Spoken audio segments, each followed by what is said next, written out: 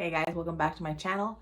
Here's another video in the series. Is it a series? Could be. Another video in the series of crazy clients. Although maybe you all can help me. Maybe she's not crazy. Maybe this was just a misunderstanding. Maybe just things happen and they were like, let it go, let it go. So let me tell the story and then you be the judge. So this is a bridal story. I was referred by my mother-in-law to somebody that she worked with, or the daughter of someone that she worked with, that I did, I could sew. So I met with this person and we decided we were going to try and do, she loved, what she was really into was that she loved, I think it's Funny Face or Breakfast at Tiffany's. I'll figure it out in editing and I'll put the title of the movie below. But she was a really big fan of this one Audrey Hepburn movie. And in that movie, there's this wedding dress and she was like in love with this wedding dress. So she's like, can we do this? So I said, sure, we'll do that. And everything seemed fine. We went to, we met at the store, Joann's. We picked out like the outer fabric for the overlay. We picked out, she bought at the store like everything I needed to make her dress. So everything was going fine. Eventually she came to my house. She had a fitting. She saw, and when I do the fittings, and I think I say this in a lot of the videos, the dress is not completed. Like it's a shell or layers of a shell, like that's put together. So that way, because I don't want to have to really, if something is really off, I don't have to like pick out stitches and potentially damage the dress in trying to get it fitted. So I usually leave things looking raw. Like if there's no sleeves, I don't finish them. Like I just leave that stuff to the end when I know that after I've fitted the person, everything's fine, right? So I don't know if when she saw the dress, obviously it's not done like I just said, it's in that state of just to be tried on. I don't know if she saw that and she freaked out. I don't remember her saying anything about it, but she was like, oh, okay, cool. She was making payments on her dress. Like everything seemed fine, right? And then further down the line, I'd say this was like in a span of 4 to 6 months that this happened. At some point during the making of this dress, she messaged me and she's like, hey, I'm having some issue. I might not even with my, okay. She was like, hey, can you stop making the dress? I'm having some issues with my family. And she kind of like broke it down with me. She's like, I don't know if the wedding's going to happen. I might elope. Like she said something like that. And I was like, what? I was like, okay. I hope the best for you. And I go, I'll hang on to your dress if you're still going to obviously get married. Like the dress it's not nearing completion, but it could and this wasn't even long. I don't even think after the initial fitting. So I kind of held off on the dress and I just hung on to it, which I don't like doing, because when people say that, usually they never return, which you would think, what do you mean never return? Like if she's been paying it off up until this point. Yeah, and I've had people buy things, anything non-bridal costume, they'll pay it off or they'll pay it up, over half to a certain point. Like they'll pay it off like, maybe 75%. And then they abandon the project and they ghost me. They never come pick up their stuff. It's super weird why you would just throw away money like that. But anyways, the whole thing with something with her family and the wedding had to put her on hold. So I was like, okay. So a while went by. I think I even remember going to like a festival or something. And I saw her and she was like a vendor at this festival and she was selling food. And I saw her and I was like, hey. And she had this really weird look on her face, like deer in the headlights, like, oh, I've been caught. But I don't know, like when I saw her face do that, I was like, that's weird that you would make that face. Like, nothing bad has happened, right? You know what I mean? So she's like, oh, hey, I totally intend on paying the dress off, and this things have been hectic, and I'll get back with you or whatever. And I was like, hey, that's fine. Like, you were honest with me and told me, like, and you've been paying off the dress. Like, I'm not here to steal from people. So I was like, well, let me know when you want to finish. So that happened, right? I saw her. She really even didn't say hi. She just kind of jumped into this like defense mode, like, oh, I'm so sorry, or like this apologetic mode. So I was like, okay. So eventually I got a text from her, and she was like, and I'm trying to remember, she was like, hey, the wedding's back on, although I would like to make some changes, blah, blah, blah, blah, blah. I'd like to add this, I'd like to add that, and blah, blah, blah.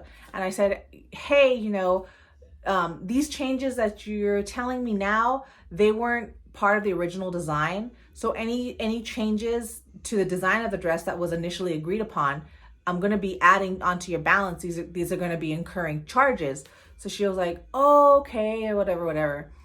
And I was like, all right, do you want me to finish working on your dress? And I don't know what happened, because literally, apart from the shell that was done for the fitting, she never came back. She didn't say anything. I didn't continue further on it. So I don't really remember what happened at that point. But here's the thing.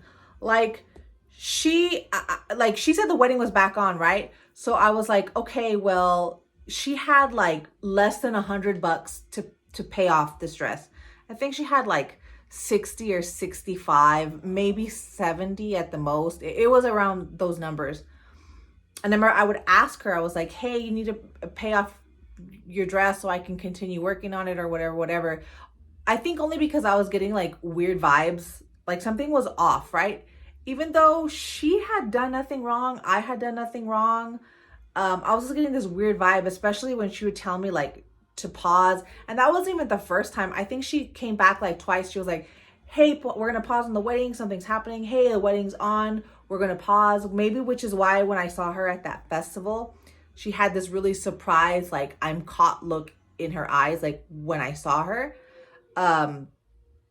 But eventually, like, she just stopped responding to me. And I was like, hey, you owe me this much money left over. What's going to happen with the wedding? Do I finish the dress? What's going on? Just completely ghosted me. So I was left with like a dress that the bodice was like pretty much made. The skirt bottom was like, the outer layer was done.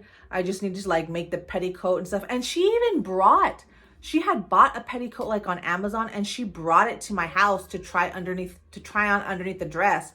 So she left like a brand new petticoat at my house. I had her wedding dress here.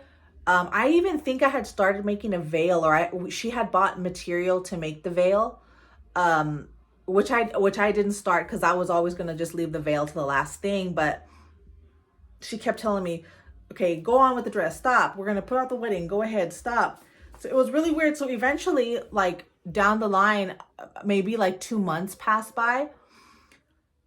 My mother-in-law tells me, she's like, hey, I got an invitation for the wedding. Did you finish her dress, whatever? And I was like, what? I'm here thinking, well, I guess they eloped then. Like, I'd never heard anything back. She's like, no, they're having like a wedding. Like, here's the invitation. I was like, what?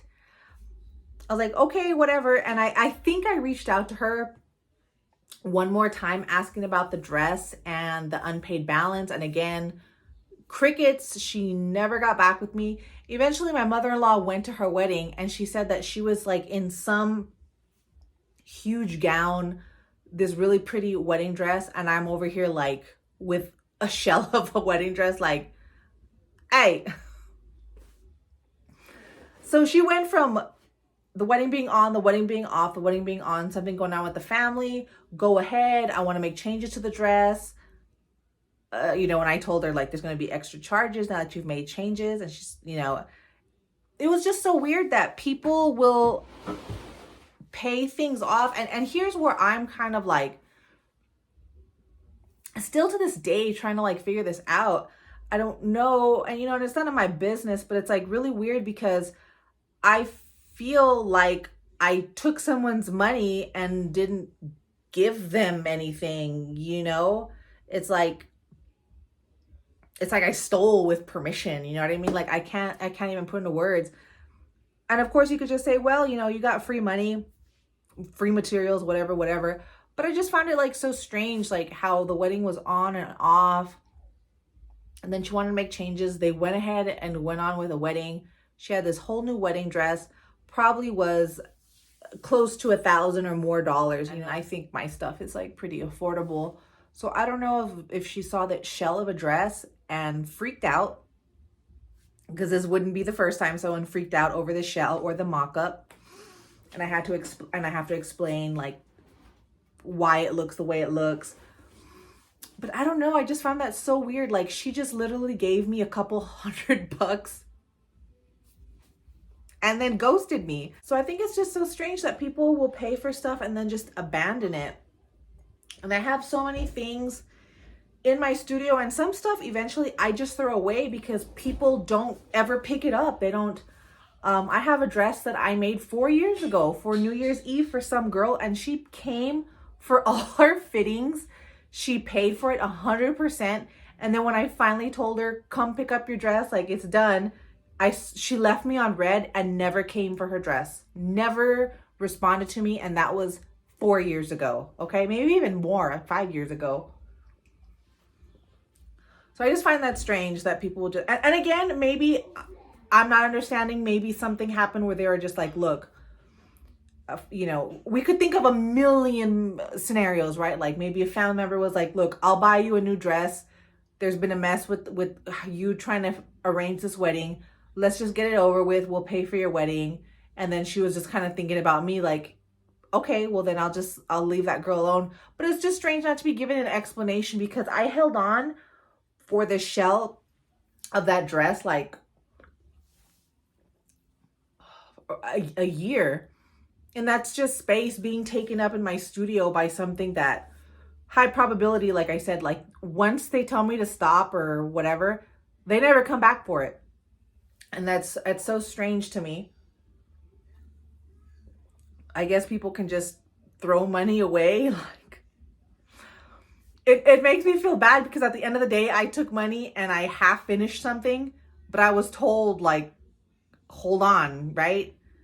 And then for my mother-in-law to end up going to this person's wedding and she's wearing a completely different dress, doing something else.